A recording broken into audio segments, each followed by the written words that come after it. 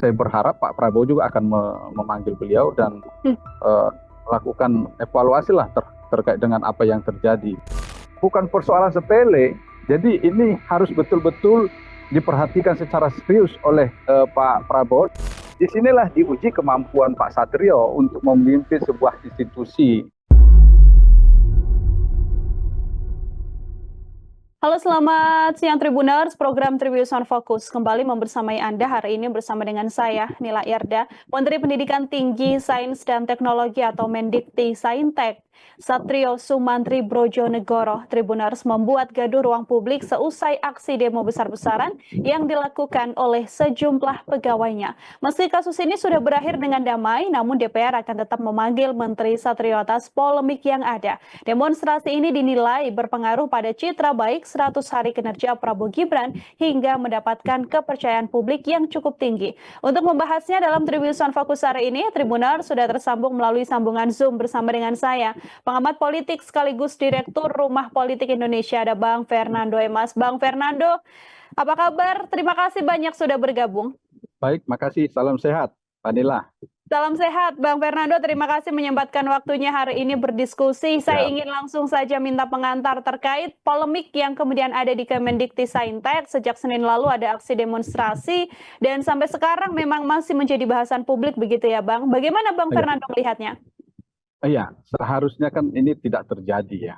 Apalagi kalau kita melihat hasil dari survei Kompas terkait dengan kepuasan publik terhadap pemerintahnya Pak Prabowo dan Mas Gibran itu sangat memuaskan karena mencapai 80%.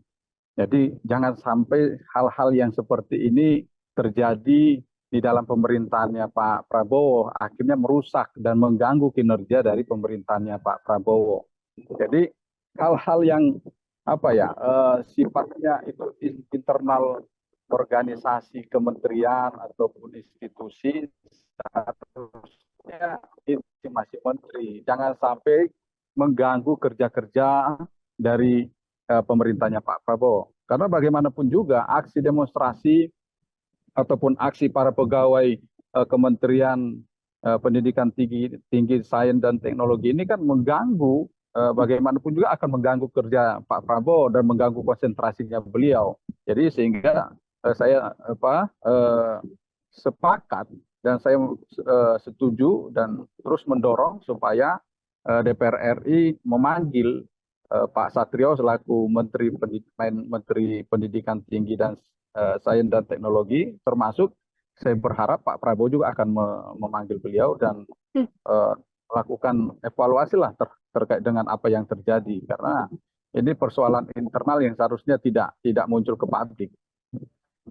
Artinya ini meskipun hari ini kan terjadwal diagendakan DPR memanggil Menteri Satrio begitu ya, Bang Fernando ya, tapi kemudian batal karena memang bersamaan dengan itu Menteri Satrio ini ada agenda bersama dengan Istana begitu. Dengan kabar masalah ini yang dikatakan sudah berakhir damai, meskipun demikian kalau menurut Bang Fernando masih sangat perlu Bang DPR tetap melakukan pendalaman atas perkara yang terjadi di Kemendikti Saintek ini. Saya berharap bukan cuma DPR yang melakukan pemanggilan terhadap Pak Satrio, jadi saya tetap berharap DPR juga terus melakukan pemanggilan kepada Pak Satrio, menjawabkan ulang terkait dengan pemanggilan beliau, supaya apa? Supaya jelas terkait dengan persoalan-persoalan internal yang terjadi di kementerian yang dipimpin oleh beliau. Termasuk juga Pak Prabowo melakukan pemanggilan, karena begini, ini kan kelihatannya bahwa sangat bisa dilihat bagaimana kemampuan beliau dalam memimpin sebuah institusi. Ini kan diuji dari adanya aksi yang dilakukan oleh ratusan pegawai Kementerian Saintek dan Kementerian Kemendikti Saintek. Ini kan akhirnya mengganggu kerja di kementerian tersebut, terus kemudian mengganggu keharmonisan, mengganggu kinerja di kementerian tersebut, karena mau tidak mau atas kejadian ini keharmonisan dan juga akhirnya ketidaknyamanan itu sudah terbentuk, sudah terjadi di kementerian. Karena kalau kita lihat ternyata kan ini adanya kepribadian dari Pak Satrio yang dianggap kurang bisa mengendalikan diri, terus kemudian dianggap semena-mena, ini kan akhirnya memicu ketidaknyamanan pegawai akhirnya di kementerian tersebut. Mhm. Evaluasi apa yang kemudian menurut Bang Fernando ini harus dilakukan juga selain di DPR dilakukan pendalaman begitu ya Bang ya, yang harus dilakukan oleh pemerintahan Prabowo atau dalam hal ini adalah Prabowo sebagai presiden. Apakah kemudian nama Menteri Dikti Saintek ini bisa dimasukkan dalam daftar menteri-menteri yang seharusnya di reshuffle setelah 100 hari masa kepemimpinan Prabowo Subianto, Bang? Ya, saya justru berharap sekali Pak Satrio dievaluasi dan dicopot dari posisinya beliau karena apa? Karena atas kejadian ini kembali saya katakan sudah terjadi ketidaknyamanan dari pegawai di Kementerian Pendidikan Tinggi, Sains dan Teknologi. Karena kalau kita lihat ya, bagaimana misalnya sampai ketua asosiasi pegawai kementerian tersebut ikut melakukan aksi, terus kemudian ada beberapa yang memiliki posisi ikut melakukan aksi. Ini kan berarti bukan persoalan sepele. Jadi ini harus betul-betul diperhatikan secara serius oleh Pak Prabowo dan DPR RI yang terkait dengan Kementerian Pendidikan Tinggi, Sains dan Teknologi, mungkin Komisi 10 kalau tidak terjadi perubahan. Jadi supaya dilakukan perubahan terkait dengan kepemimpinan di kementerian tersebut, karena mau tidak mau ini sudah terganggu lah, kerja-kerja ke depan akhirnya tidak maksimal terkait dengan kementerian tersebut, tugas-tugasnya mengenai pendidikan tinggi, sains dan teknologi. Akhirnya orang merasa was-was, khawatir karena dianggap perilaku yang semena-mena dari Pak Satrio akhirnya membuat para pegawai di kementerian tersebut menjadi was-was, karena sewaktu-waktu bisa dilakukan semena-mena pencopotan ataupun pemecatan terkait dengan posisinya. Kalau kita amati demonstrasi yang dilakukan pada hari Senin pagi ya, Bang Fernando ya. Ini kan kemudian pada hari Senin malamnya disampaikan dari pihak Kemendikti-Saintek sendiri memang sudah ada pertemuan antara Menteri Satrio dengan sejumlah ASN di sana. Dan belakangan kita tahu bahwa hal itu adalah arahan dari istana begitu ya, dalam hal ini melalui Sekretaris Kabinet Mayor Teddy Indra Wijaya. Apakah kemudian arahan dari istana ini bisa dibaca bahwa sedianya masalah semacam ini, masalah yang ada di Kemendikti-Saintek ini tidak seharusnya menjadi masalah yang menjadi konsumsi publik dan seharusnya bisa diselesaikan terlebih dahulu di internal kementerian, Bang? Ya, makanya tadi ketika awal saya sampaikan bahwa disinilah diuji kemampuan Pak Satrio untuk memimpin sebuah institusi setingkat kementerian kan gitu. Dan ternyata beliau tidak mampu. Jadi mengelola organisasi Kementerian Pendidikan Tinggi, Sains dan Teknologi, dan terbukti bahwa persoalan yang seharusnya menjadi persoalan internal terangkat ke publik, dan ini menjadi perhatian yang serius dari masyarakat kita sampai ada rasa pesimis dari masyarakat. Itu bisa kita baca di media sosial, bagaimana mereka apatis terhadap kepemimpinan beliau, bagaimana akan mampu membangun pendidikan tinggi sementara dari kepemimpinan terus attitude beliau dianggap seperti itu, karena berdasarkan informasi-informasi yang beredar tidak menunjukkan sebagai seorang pemimpin. Jadi kalaupun sudah ada teguran dari Sekretaris Kabinet, ya ini kan berarti menjadi perhatian serius dari Pak Prabowo. Saya kira bukan hanya sekedar teguran, bukan hanya sekedar bagaimana mereka bisa menyelesaikan itu di internal sehingga terjadi damai antara pihak-pihak yang waktu itu yang berdemonstrasi dengan Menteri Pak Satrio. Jadi tetapi saya berharap Pak Prabowo juga terus melakukan evaluasi. Jangan sampai menteri-menteri itu menjadi beban beliau nanti di dalam memimpin Indonesia ini ke depan dalam menjalankan program-programnya. Apalagi masalah pendidikan ini kan salah satu program prioritas beliau. Jadi Hmm. jangan sampai nanti terganggu, tidak bisa terlaksana dengan baik program-program pendidikan ini di masa pemerintahannya beliau. Jadi saya harap beliau segera melakukan evaluasi supaya jangan sampai ada menteri-menteri yang mengganggu kerja-kerja beliau nantinya, mengganggu konsentrasi beliau, mengganggu ruang publik di masa pemerintahan beliau. Sehingga apa? Sehingga yang seharusnya capaian-capaian untuk keberhasilan, misalnya kalau apa ya berdasarkan kepuasan, misalnya nanti bisa melambung sampai ke 90%, akhirnya karena gangguan-gangguan ini ya bisa hanya sekitar 80%. Ini kan Hmm. sayang, tidak bisa secara maksimal membangun apa kepuasan masyarakat, terus kemudian berkarya untuk masyarakat. Mhm, mhm. Artinya justru banyak hal yang berkaitan soal polemik yang terjadi di ranah menteri ya, Bang Fernando ya, yang Iya, justru membuat, citra dari pemerintahan Prabowo Gibran yang harusnya bisa lebih tinggi mendapatkan simpati dan juga kepercayaan publik ini, angkanya bisa cenderung akan menjadi turun.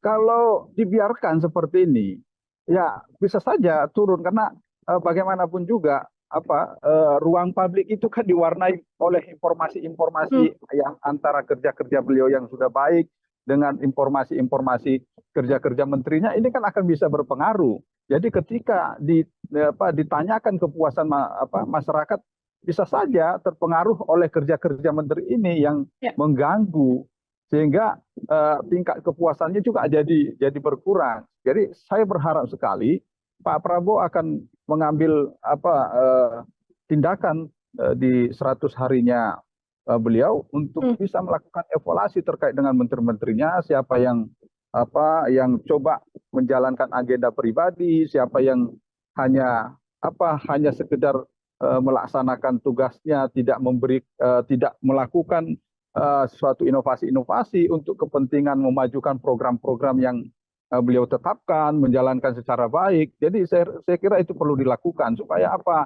Supaya pemerintahnya Pak Prabowo ini bisa memuaskan masyarakat, bisa menghasilkan yang terbaik untuk masyarakat, untuk bangsa Indonesia. Seperti apa yang beliau inginkan, berulang kali beliau sampaikan kepada publik ketika ada kesempatan. mhm, mhm. Kalau Bang Fernando sendiri melihat kepercayaan publik yang bisa dibilang cukup tinggi ya untuk pemerintahan Prabowo Gibran di 100 hari masa kerja yang sudah dilakukan oleh pemerintahan Prabowo Gibran ini seperti apa melihatnya Bang? Karena kan angkanya di 80% sekian begitu ya, yang bahkan Ya, ini lebih tinggi juga dari kepercayaan publik terhadap presiden sebelumnya yaitu di ya. era, Pak Jokowi. Melihatnya seperti apa Bang? Saya kira wajar. Karena apa? Karena begitu Pak Prabowo dilantik, diangkat sumpahnya sebagai presiden, beliau langsung melakukan kerja-kerja untuk kepentingan masyarakat. Program-program prioritas beliau itu langsung segera dilaksanakan. Misalnya seperti ini, masuk di tahun baru, beliau langsung mengeksekusi untuk uji coba pelaksana program makan bergizi gratis. Kemudian ada program kesehatan, cek kesehatan gratis bagi masyarakat Indonesia yang berulang tahun. Ini kan program-program yang bersentuhan langsung kepada masyarakat yang sangat dibutuhkan. Jadi beliau sangat memahami apa yang diinginkan oleh masyarakat. Pemimpin yang seperti inilah yang seharusnya selalu hadir dan selalu memimpin Indonesia ke depannya yang memang betul-betul mengerti harapan masyarakat, betul-betul mau melaksanakan apa yang sudah dijanjikan, bukan hanya sekedar janji. Jadi inilah harapan masyarakat dalam membangun kepercayaan terhadap kepemimpinannya. Dan saya yakin nanti akan berpengaruh terhadap tingkat pemilih untuk pemilu berikutnya. Karena apa? Mereka melihat bahwa pemimpin yang saat ini mampu dan mau melaksanakan program-program yang sudah dijanjikan. Oke, menjadi salah satu hal yang positif di era pemerintahan Prabowo Gibran, sehingga diharapkan tidak ada kejadian-kejadian atau polemik yang terjadi di kalangan menteri ya, Bang Fernando ya, agar kemudian kepercayaan publik terhadap Prabowo Gibran ini juga semakin tinggi. Terakhir dari saya, Bang Fernando, ini kan di 100 hari kerja Pak Prabowo begitu ya. Kalau dari pandangan Bang Fernando sendiri, evaluasi apa Bang yang sedianya dilakukan atau mungkin perbaikan apa yang sedianya bisa dilakukan setelah 100 hari nanti masa pemerintahan Prabowo Gibran ini? Iya, saya itu sebenarnya kembali ini ya, berharap Pak Prabowo bisa lepas dari bayang-bayang Pak Jokowi, Hmm, gitu. Jadi dalam artian apa? Jangan lagi Pak Prabowo itu seolah-olah hanya ingin membalas budi, balas jasanya Pak Jokowi yang sudah membantu beliau untuk bisa memenangkan kontestasi di Pilpres yang lalu. Jadi ketika beliau sudah membantu untuk bisa memenangkan kontestasi, kan ada imbal balik yang sudah diberikan oleh Pak Prabowo dengan mengambil Mas Gibran, anaknya Pak Jokowi, sebagai calon wakil presiden. Jadi saatnya Pak Prabowo melepaskan diri dari bayang-bayang Pak Prabowo, sehingga ketika ada program-program Pak Jokowi yang dianggap menjadi beban beliau di dalam pemerintahannya, silakan jangan dilanjutkan, silakan dilepaskan. Ambil keputusan seperti itu, termasuk juga ketika akan membangun komunikasi dengan Bu Mega. Dan kalau masyarakat banyak melihat, jadi tertundanya, tidak terlaksananya pertemuan antara Pak Prabowo dan Bu Mega itu ya karena ada bayang-bayang ini. Jadi saatnya bagi Pak Prabowo buktikan dengan cara apa? Lakukan pertemuan dengan Bu Mega, silakan lakukan komunikasi terkait dengan bagaimana untuk memimpin Indonesia ini ke depan, apalagi seperti yang pernah saya katakan bahwa lebih banyak untungnya Pak Prabowo itu membangun komunikasi dengan Bu Mega dibandingkan harus tersandera dengan di bawah bayang-bayangnya Pak Jokowi, karena PDI Perjuangan sebagai pemenang pemilu di legislatif tentu akan bisa berbuat banyak, memberikan kontribusi banyak untuk pemerintahnya Pak Prabowo. Jadi saya kira saatnya bagi Pak Prabowo untuk lepas dari bayang-bayang itu, termasuk juga bagaimana beliau coba melakukan evaluasi lah terkait dengan pemerintahannya,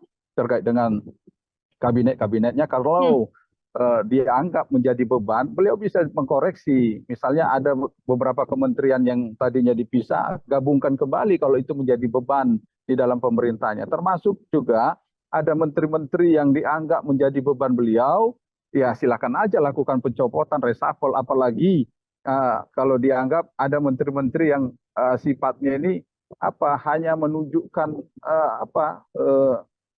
melakukan kerja untuk presiden sebelumnya, misalnya ada menteri yang seolah-olah seperti menjadi jubirnya keluarganya Pak Jokowi, lebih condong ke situ, tetapi bagaimana karyanya di dalam pemerintahnya Pak Prabowo belum kelihatan. Jadi silakan lakukan evaluasi terhadap menteri-menteri yang tidak bekerja dengan baik, termasuk juga dilarang menteri-menteri yang coba mengklaim hasil-hasil dari pemerintahan sebelumnya, misalnya seperti yang lalu mengklaim ada rumah yang sudah berhasil dibangun 40.000 dalam tempo hanya sekitar 3 bulan, ini kan tidak mungkin, akhirnya menjadi cibiran masyarakat. Jadi jangan seperti itu. Jadi diharapkan Pak Prabowo akan mampu mengendalikan para pembantunya supaya mereka tidak bekerja untuk kepentingan masing-masing, hanya untuk membangun popularitas citra diri masing-masing, apalagi kalau kita lihat dari keputusan Mahkamah Konstitusi terkait dengan persyaratan presidensial threshold yang memungkinkan semua partai politik peserta pemilu itu bisa mencalonkan pasangan calon presiden, wakil presiden, sehingga ya bisa saja masing-masing banyak menteri nanti akan bekerja untuk membangun citra diri, sehingga tidak sejalan dengan apa yang ditetapkan oleh Pak Presiden sebagai visi misi program beliau, karena masing-masing berjalan untuk kepentingan sendiri-sendiri. Oke, perlu adanya sikap tegas dari Presiden Prabowo Subianto ya, Bang Fernando ya, untuk melepaskan diri dari bayang-bayang pemerintahan sebelumnya, pun juga menjadi salah satu bukti konsolidasi dengan bisa bertemu dengan Bu Megawati, Ketua Umum PDI Perjuangan, yang sangat dinantikan oleh banyak orang. Kemudian yang terakhir adalah bagaimana Prabowo Subianto bisa benar-benar melakukan koreksi terhadap para menterinya apabila memang tidak bekerja dengan semestinya. Ini juga hal yang lumrah apabila harus dicopot dan diganti oleh sosok lain yang mungkin lebih kompeten di bidangnya, seperti itu. Bang Fernando, terima kasih banyak untuk kesempatannya sore hari ini, luar biasa sekali untuk diskusinya. Semoga di lain kesempatan ada waktu kembali ya Bang Fernando untuk kemudian berbincang bersama dengan kami di Tribun News on Focus. Selamat sore, selamat beraktivitas kembali, Bang Fernando. Selamat siang, sehat sukses selalu. Ya, Tribuners, demikian obrolan saya bersama dengan pengamat politik sekaligus Direktur Rumah Politik Indonesia, Bang Fernando Emas. Nantikan obrolan saya dengan sejumlah narasumber lain dan tema-tema lain. Saya Nila Irda pamit undur diri. Terima kasih banyak dan sampai jumpa. Download Tribun X sekarang. menghadirkan lokal menjadi Indonesia.